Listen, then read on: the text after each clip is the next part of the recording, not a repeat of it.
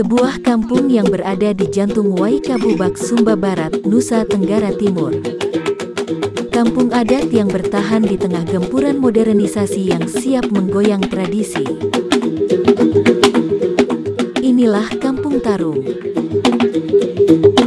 Tanah Marapu.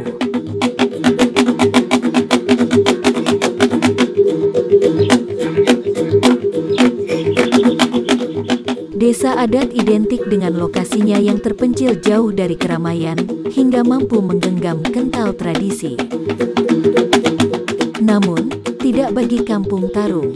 Meski berada di tengah kota, kampung ini memegang teguh kepercayaan warisan nenek moyang mereka, Marapu.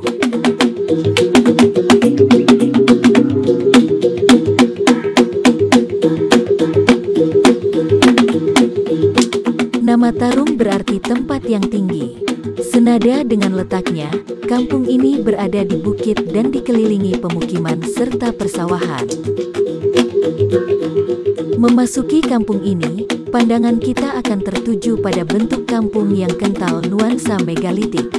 Rumah-rumah kayu beratap rumbia rapi mengelilingi altar batu. Di altar batu inilah terdapat rumah suci yang dikeramatkan. Batu-batu besar serupa menhir ini adalah makam para leluhur. Dalam kepercayaan Marapu, mereka yang telah meninggal harus dikubur dalam liang batu.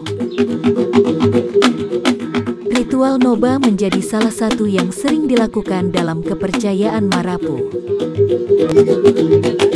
Dari ritual ini, konon setiap kejadian yang akan datang bisa diramalkan baik atau buruknya. Tak hanya orang Sumba saja yang kerap melakukan noba. Bulan suci dalam 1 tahun, ratusan orang akan datang ke Kampung Tarung untuk noba atau meramalkan nasib mereka. Dalam Marapu, setiap lakon manusia bisa terbaca melalui noba.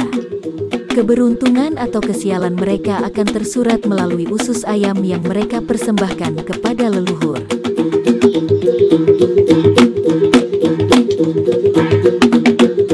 Rumah adat Sumba atau dalam bahasa lokal disebut uma, memiliki kekhasan tersendiri.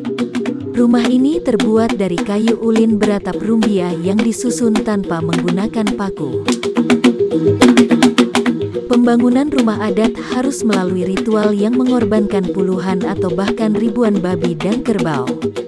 Tulang belulang hewan persembahan ini pun harus dipasang di setiap rumah.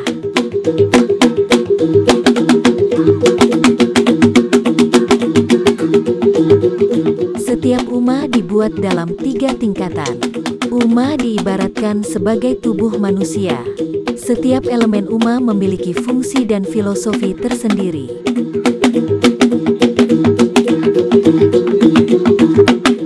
Ada 40 rumah adat yang sudah berdiri ratusan tahun. Disinilah tempat tinggal bagi sekitar 200 jiwa. Masing-masing keluarga hidup turun-temurun. Satu rumah adat biasa dihuni oleh 1 hingga 3 kepala keluarga. Meski berada dalam satu tempat, kampung ini dihuni oleh 10 suku. Masing-masing suku hidup berdampingan. Dahulu, para lelaki Tarung hidup bergantung dengan berburu dan bercocok tanam. Namun kini zaman telah berkembang. Banyak di antara mereka yang menjadi pedagang atau bahkan pegawai pemerintahan. Secara ekonomi kaum laki-laki Tarung kebanyakan mengandalkan hidup dari bertani. Mereka bercocok tanam padi.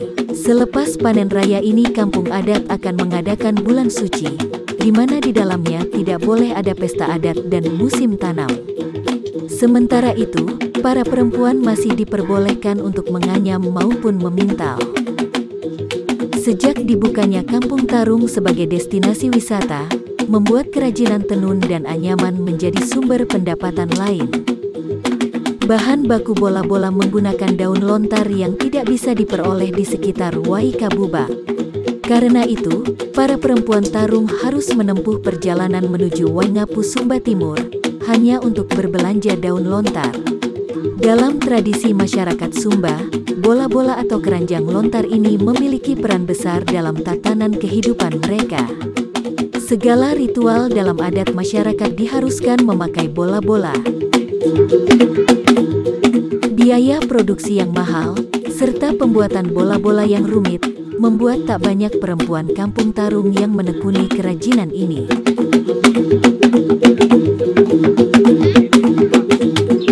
Tradisi Sumba sangat beragam. Tatanan kehidupan masyarakatnya juga diwarnai dengan tarian-tarian khas yang cukup dikenal.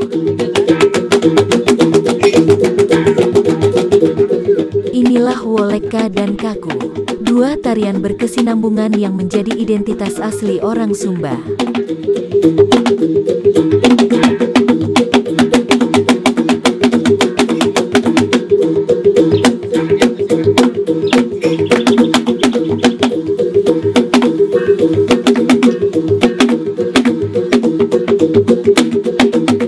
Seiring berjalannya waktu, tarian sakral yang dahulu hanya bisa ditarikan pada saat-saat tertentu, kini mulai beradaptasi pada kebutuhan lain.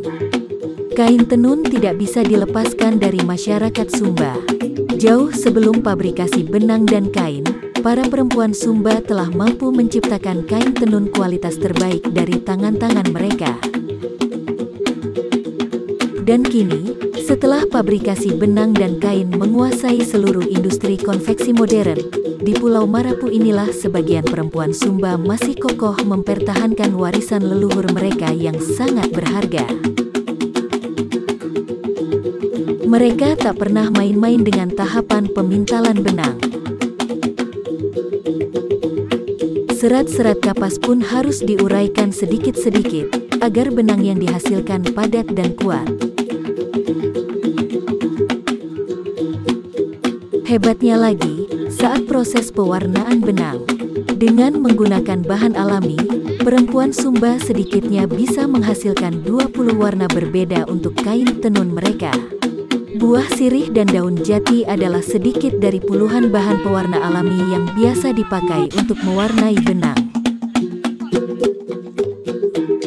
Proses pewarnaan alami ini memang memakan waktu dan tahapan yang tidak sebentar.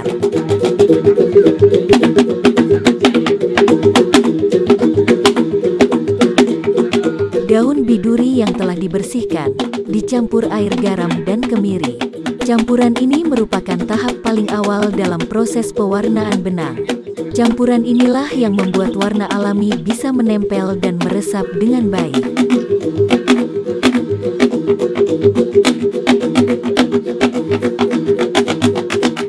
Warna merah bata bisa didapat dari daun jati dan mengkudu.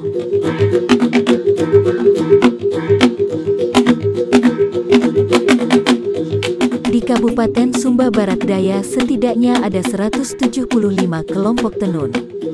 Potensi ini setidaknya mampu menjadi motor penggerak perekonomian masyarakat. Menariknya lagi, khazanah budaya Sumba yang beragam menjadi ciri khas yang dituangkan ke dalam tenun. Tidak hanya itu, warna tenun yang beragam membuat tenun Sumba menarik dikombinasi. Beberapa perancang pun telah menggunakan tenun Sumba dalam kreasi mereka.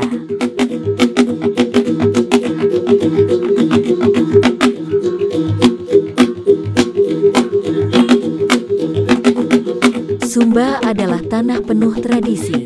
Di dalamnya, ada ketangguhan masyarakat untuk menjaga warisan nenek moyangnya.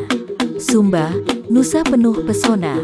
Di dalamnya mengalir kreativitas dan keindahan dalam setiap lembar tenunan.